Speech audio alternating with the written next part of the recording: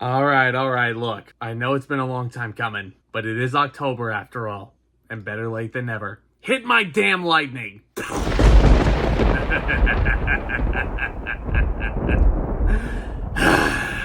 Man, that was a little creepier than I usually do it. Holy crap. Yeah, that was... What was that? I usually start off the Halloween gimmick with a little laugh like that, right? Oh, I didn't know that. Yeah. I don't think I've watched your first videos. I've just watched the ones I want to watch.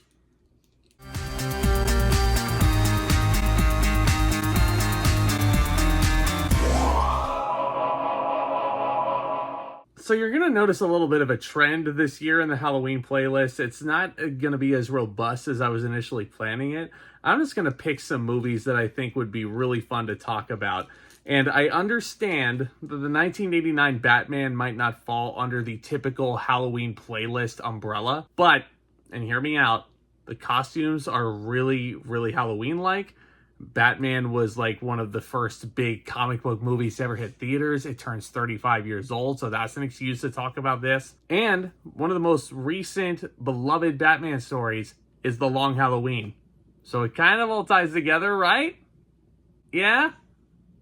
Okay. This was directed by Tim Burton, who Tim Burton was a relative newcomer at the time. This came out the year that he did Beetlejuice back in 1989. It stars Michael Keaton, who also starred in that film alongside Jack Nicholson, who I think gives one of the most underrated performances in cinema history in this. So in case you've been living under a rock, this basically follows Bruce Wayne / Batman's origin story. Michael Keaton plays Bruce Wayne in this, and having witnessed his parents' brutal murder as a child, he fights crime in Gotham City disguised as Batman, a costumed hero who strikes fear into the hearts of the bad guys. Don't believe me? Look at this opening introduction sequence. What are you?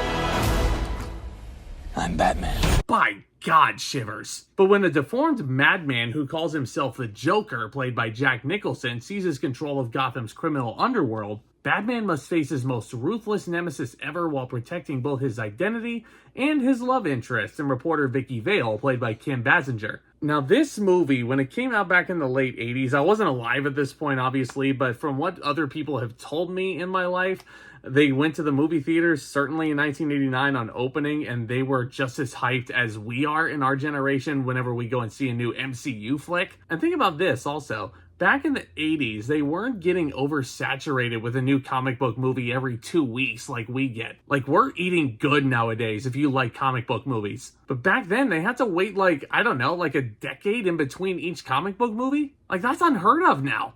These are moneymakers. But for what we get, Tim Burton actually does a brilliant job directing this movie and capturing Gotham in all of its glory. And I'm sure in 1989, people were chomping at the bit to see this in the movie theaters, and damn, I don't think they were disappointed. This movie is breathtaking. The cinematography is fantastic. The action sequences, albeit a little bit basic in today's day and age, the practical effects that you get, the fight choreography, it all looks so sleek. Well, to add on to the fact that Tim Burton is a visionary nutball, that much is true. Michael Keaton as Bruce Wayne / Batman is really great in this. Although I feel like on a rewatch, his character isn't as fully developed as he was in the newer Batman flicks, but I feel like that kind of adds to a lot of the mystique of Batman and of Bruce Wayne, who kind of is a hermit in a case. Like, he doesn't go out in the general public a lot in this version. And when he does, he is just playing up the Playboy factor. Michael Keaton, really, really great in this. But I talked a little bit earlier about how Jack Nicholson as the Joker gave what I think may be one of the most underrated performances in movie history. I'm not just saying that because Jack Nicholson is one of the greatest actors to ever live. But when you think about the Joker performances that followed this one, especially from the late Heath Ledger, this performance doesn't really hold up or hold a candle to what Heath Ledger did, all due respect.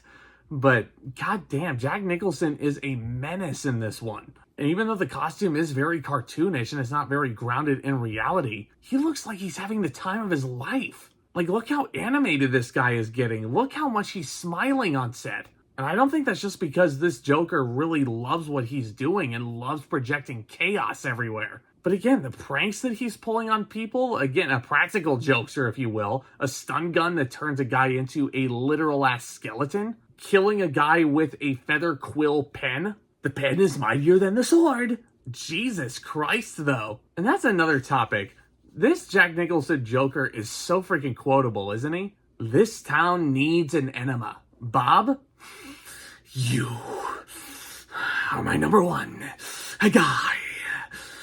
But this movie is just so damn fun to watch. From start to finish, it flies by. The action sequences are very exciting, albeit not without the 2024 budget that we're used to in every comic book movie. They had to make do with every resource they had in 1989. And I think for what they had, it still holds up, and it looks a lot better than a good chunk of comic book movies these days. Like, it's crazy. They don't make comic book movies like this anymore. And I don't want to sit here and say that the original Batman from the 80s is a lost relic or anything, but I think it's a really interesting time capsule style movie to look back on and just see how far comic book movies have come, not just monetarily, but just in terms of the overall scope. Because this is a very contained and very simple hero versus villain story. The hero basically just wants to serve justice and provide vengeance to everybody who's wronged him in his past. This villain is all about poking the bear and just building this big Joker-sized cult all throughout Gotham. Yeah, you don't believe me that this Joker is a cult leader?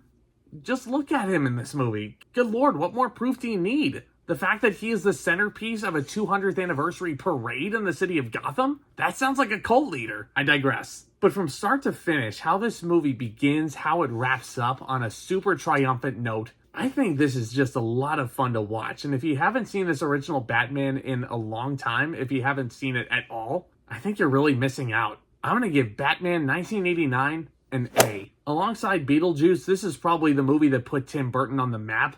And for good reason. They brought him back for a sequel a couple years after the fact, which may be another story for another time. But for right now, a couple things you can look forward to in this Halloween playlist: Edward Scissorhands, Coraline, keeping on that fun trajectory this year. But let me know what you think of the original Batman. What is your favorite Tim Burton movie that you've ever seen? Hit that subscribe button if you're new. Tap on that thumbs up as well. That would be a huge help. Y'all are the best, my friends. Thank you so very much again for your continued support.